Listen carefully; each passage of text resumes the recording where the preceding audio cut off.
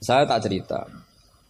Misalnya begini, ada kitab itu membuang la, dengarin ya, membuang la.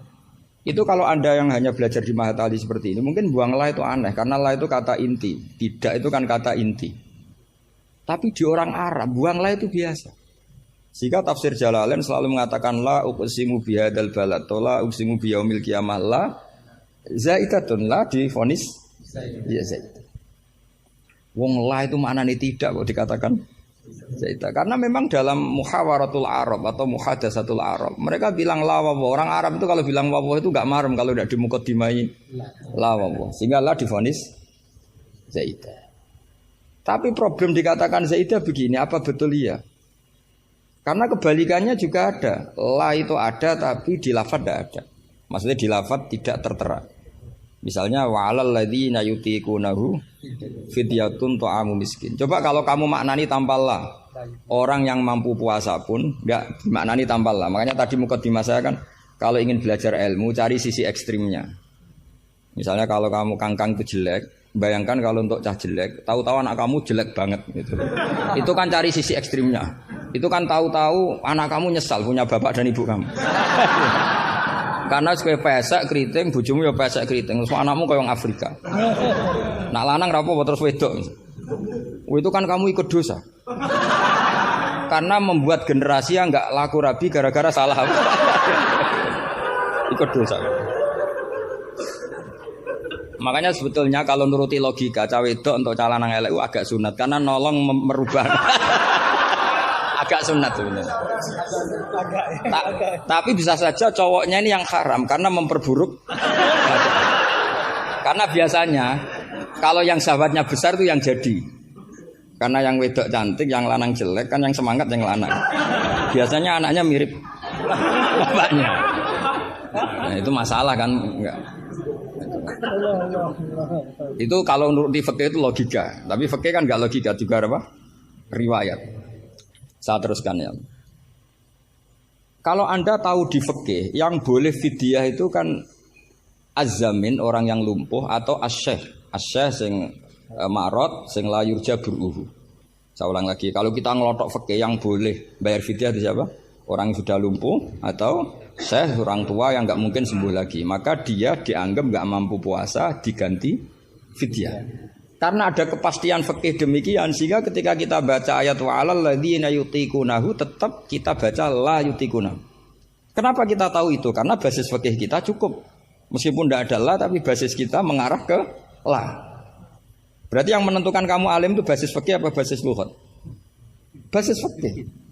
Kebetulan secara lughat disahkan. Apa bukti disahkan secara lughat? Ada kalimat biasa yang tidak ahkam syariah tapi buang la. Tawahi tafta'u tazkuru Yusuf ela tafta'u tazkuru Yusuf. Ketika Nabi Yakub sampai setengah buta, kata anak-anaknya, sudahlah bah, kamu itu terlalu selalu ingat Yusuf.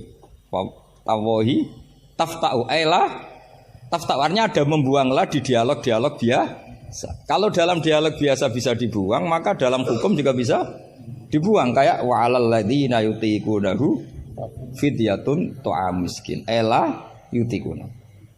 Ada lagi contoh yang mesti membuang lah. Ini mujma'alah pasti. Maksudnya secara makna pasti mujma'alah.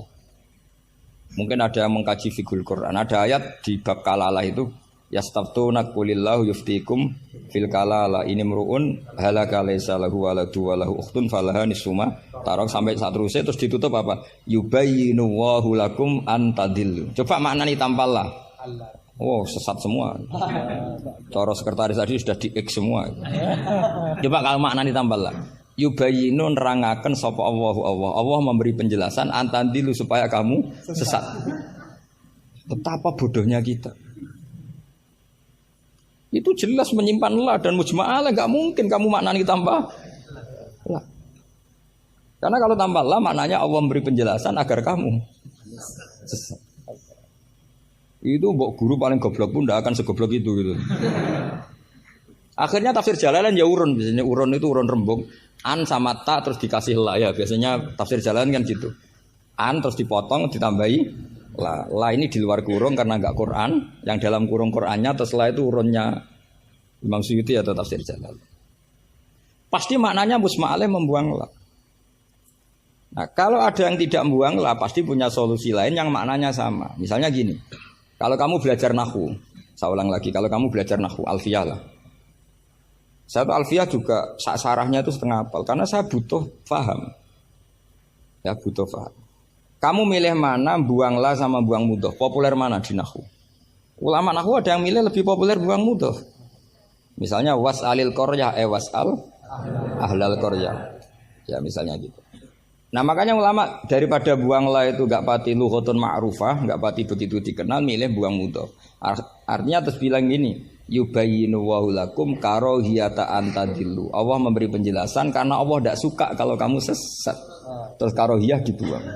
Nah ini kan urusan makna, urusan pilihan lughat, tapi semuanya sepakat maknanya harus seperti itu. Tapi ada yang milih buanglah, ada yang milih buang mudhof. Lah kira-kira secara rasa nahwu kamu milih mana coba? Wong kowe ram lagi saiki kok milih. Tapi tetap kita tahu, enggak mungkin yang dimaksud Allah memberi penjelasan agar kamu sesat. Kalau menurut saya pribadi suka buang mudhof karena lebih familiar. Memang buang mudhof di bahasa Arab itu familiar. Bukti paling gampang itu di bab taukid. Di bab taukid kalau kamu ngaji nahwu bab taukid. Ja'a zaitun nafsuhu apa? Ja'a zaitun nafsuhu atau ja'a zaitun ainuru. Itu semua ahli nahwu mesti bilang begini. Yang ahli loh ya, enggak sampean, yang ahli nahwu pasti bilang begini. Taukid itu dipentingkan untuk memastikan hadal kalam la yahtamilu mudhofan.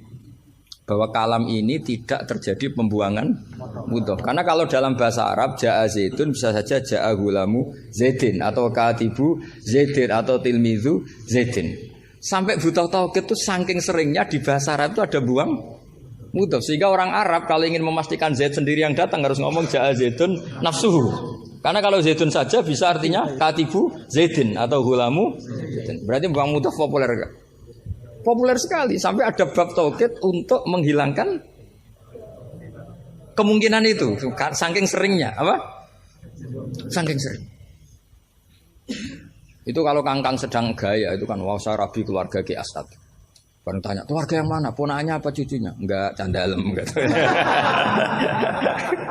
Karena gue gaya-gayanan kan harus ngomong seperti itu gitu. Nah, sehingga dalam level ekstrim ilmu kalam atau ilmu tauhid, saya ulang lagi, saya mukadimahnya tetap sama ya. Cari sisi ekstrim dalam mengkaji satu ilmu, ya cari sisi ekstrim. Misalnya kalau kita tidak buang mudhof, kamu bisa nggak maknani ini secara ilmu kalam atau ilmu tauhid? Wajah rabbuka wal malaku soffan. Coba maknani tanpa buang mudhof. Kaya Allah kaya dirijen. Wajah alan teko sapa rabbuka pangeran sira wal malaikatu lan wal malaku lan malaikat oleh teko soffan hale baris-baris. Jadi sok kiamat itu Allah berbaris. Kriminal enggak kalau dalam ilmu tauhid seperti itu? Kriminal kan karena di sini ada tasbihu wa bil khalqi, menyerupakan Allah dengan makhluk.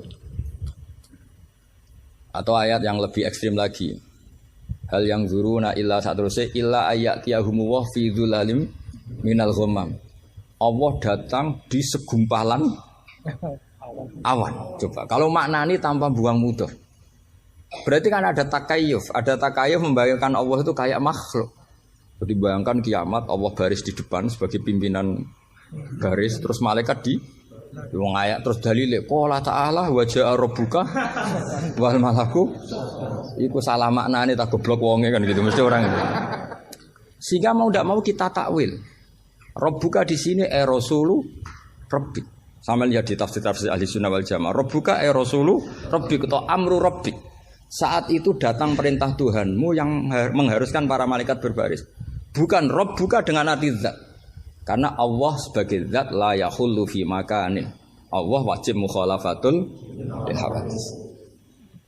Nah, kalau Mahatali mau mengkaji fikih itu juga harus mengkaji lughat.